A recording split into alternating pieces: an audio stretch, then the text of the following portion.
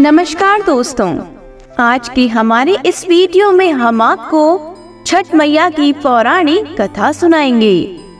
बहुत समय पहले की बात है। एक प्रियव्रत नाम के राजा थे। उनकी पत्नी का नाम मालिनी था। दोनों की कोई संतान नहीं थी और वे दोनों इस बात से बड़े दुखी थे। दोनों को संतान प्राप्ति के लिए इधर उधर बहुत भटकना पड़ा। बाद में वे महर्षि कश्यप की शरण में गए। महर्षि कश्यप ने राजा प्रियव्रत को पुत्रयेष्टि यज्ञ कराने को कहा। राजा ने यज्ञ पूरा करवा दिया और यज्ञ सफल हो गया और रानी गर्भवती हो गई। रानी ने 9 महीने के बाद एक लड़के को जन्म दिया, लेकिन रानी को मरा हुआ बेटा पैदा हुआ। यह बात सुनकर राजा और रानी बहुत दुखी हुए और उन्होंने संतान प्राप्ति की आशा छोड़ दी।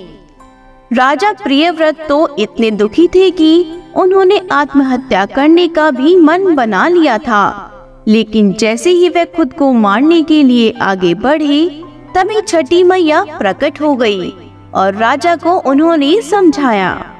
छठी मैया ने राजा से कहा, जो भी व्यक्ति मेरे सच्चे मन से पूजा करता है, मैं उन्हें पुत्र का सौभाग्य देती हूँ।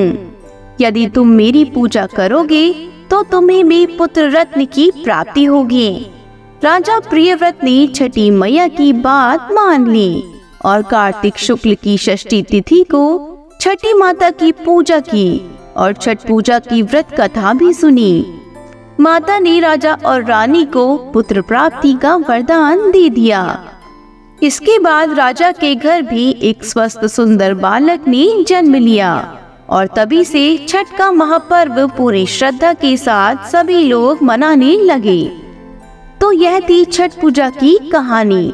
छठ पूजा को लेकर यह मान्यता है कि इस व्रत को विश्वास और श्रद्धा के साथ करने से निसंतान औरतों को भी संतान की प्राप्ति हो जाती है और छठी मैया उनकी संतान पर हमेशा अपनी कृपा दृष्टि बनाए रखती है, उनको लंबी आयु प्रदान करती है।